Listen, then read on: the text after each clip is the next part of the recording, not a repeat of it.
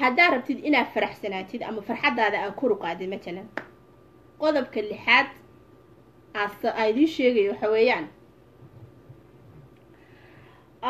how do I say this actionka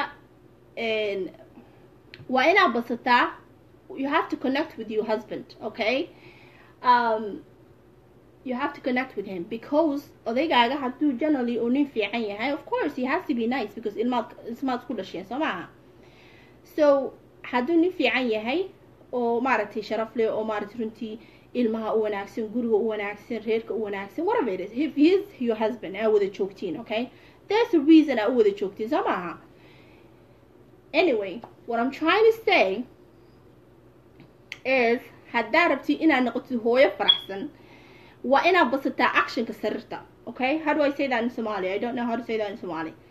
And waayo maxaa yeelay waxaa lasoo ogaaday baaritaan badan lagu sameeyey dadka badan markay labada qof isqaba ay connection sameeyaan you know generally the action that they do brings happiness in both of them. Waxaa la ogaaday in ay runtii kordhiso ay kor u qaado all the hormones that make you happy in your bloodstream.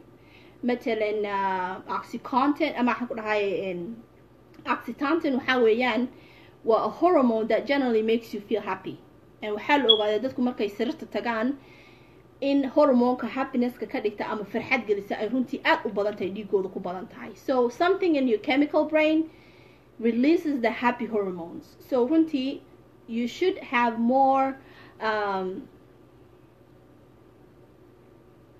with your husband waa ogta waxaan ka hadlaya okay you can feel me okay I'm trying to for some reason waxaa la ii sheegay sometimes people who shouldn't watch my shows and videos, okay?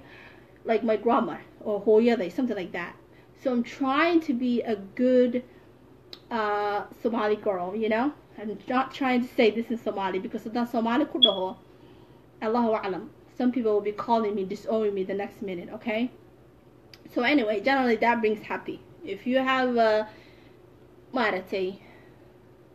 one-on-one time with your husband, it should increase your happiness because science tell us, you know, we're ognahay proven fact weeyaan baaritaan baa lagu soo sameeyay generally you should have more one-on-one connection with your husband because it increases your hormones happiness, okay? Wallahi billah, I'm serious, I'm not lying, that is true, I'm not lying. Okay. qodobka toddobaad aan rabo inaan idiin sheego gabdhaha Soomaaliyeed ee sharafta ay dhageysanaya insha Allah qodobkii lixaad waa kasoo gudbinay qodobka toddobaad ayaa sii gudbaynaa I'm trying not laugh but why am I laughing it's kind of a weird right we all do it without it cidima jirteen okay that's the reason meelaha u joogno that's two people got connected one-on-one. That's why all of us are here. That's why I'm here. That's why you're here. All of us. It's an important element in life. It's very, very, very relaxing. And it's mashallah. You know, it brings two people together. It releases happy hormones. It's absolutely lovely. Mashallah, alhamdulillah. So Allah subhanahu wa ta'ala wa wuxuu nagu abuuray waa wax very important. So I don't know why am I laughing, to be honest with you. Kind of I don't know. Anyway, you should have a more one-on-one meeting connection with your husband because you know it will increase your happiness. Believe me, it will. So don't put it whole about it. Next time your husband wants to go mingle with him because it would increase your happiness. Or one marat. Alhamdulillah. Okay. qodobka toddobaad that was a weird qodobka toddobaad aan kusoo gabagabeynayo waxa weeyaan haddaa rabtid inaad faraxsanaatid ama aad noqotid a happy mother waa inaad dadka cafidaa, okay? dadka waa inaad cafidaa, dadka iska cafi because markaad dadka cafidid like I said ilaahi subxaana wa tacaala qof walba wuxuu u sameeyey a good innocent heart markaad dadka cafidid I don't know why some people ilaahay baa ku sameeyay some people they seem to not let go of stuff, you know, wax marka qof khalad ka galo ama wax they just seem to hold it down. حتى qofka marka loo icafi ama la weydiisto they just still want to hold it down maaragtay dadkaas saas way jiraan and all of us would know one of those people. qof waxaas ugu sameeyay ma cafinayo iskama daynayo ma ilaawi karo dadkaas way jiraan Allahu a'lam. laakiin haddii aad rabtid inaad dadka kor ku cafiyaan haddii aad rabtid inaad noqotid qof faraxsan ama farxadaada oo kor u qaadid waa inaad dadka kala cafidaa. waa in marka cafi lagu weydiisto مثلا qof ku dhaw khalad baan ka galay waxaasan ka galay fadlan iyo cafi waa inaa cafidaa. waa in ogaataa qof muslina cafitaanku runtii aad cafisku aad ayuu runtii muhiim uga yahay diinteena islaamka. waa ogtihiin ninkii maaragtay uu asxaabta kamid ahaa ee nabigu sheegay sallallahu alayhi wasallam ee maaragtay ahaa kii habeen walba dadka cafin jiray markuu seexdo markii kale asxaabiga uu dabageli jiray oo arki jiray ninkan inuusan wax kala sameeynin laakiin waxa ilaahay jannada uu maaragtay ugu bishaareeyay ay tahay kaliya inuu dadka cafiyo. soo runtii cafisku waa wax aad iyo aad u muhiim ah. dadka haddii aad cafidid waxaad arkaysaa in farxadaada ay kor u kacdo. so if someone wax kugu sameeyo uu ku dhaho cafi ama sorry uu ku dhaho waa inaad cafidaa. xataa qofku isagoon ku weydiisan oo sorry ku dhihin waa inaad cafidaa waayo it's good for you. aday ku fiicanta qofkaas uma sameynaysid adaa naftaada u sameynaya.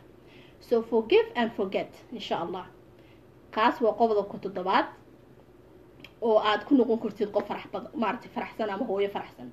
so taabigan waxaan ka hadlaynay matalan waxaan ugu magac darnay siday hooyada Soomaaliyeed ay farxadeeda kor ugu qaadi lahayd, you know. laakiin runtii waxaa la dhihi karaa wiilashuna way sameyn karaan. it goes both ways maaragtay adoo nin ah matalan haddaad rabtid inaad farxadaada kor u qaadid oo dadka aad cafisid aad samaysid taas ku dheeda way maaragtay way kor bay u qaadaysaa farxadaada. so isku mid bayna alxamdulillah rag iyo dumar whatever works for one mostly works for man too. marka qodobadan ku dhooda nimanka u shaqeyn karaan insha Allah. marka that was my 2 cents insha Allah. todobada qodob maaragtay how to be a happy mother insha Allah.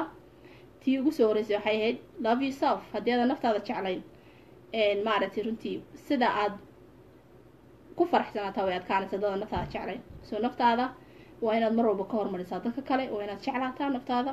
waa inaad waqti siisaa naftaada. waa inaad ogtahay waxay naftaada cunto. hurdada naftaada waa inay muhiim kugu tahay. waayo maxaa yeelay marka adigu naftaada faraxsan tahay ama aad naftaada dareensan tahay caafimaad then you can love other people too insha Allah.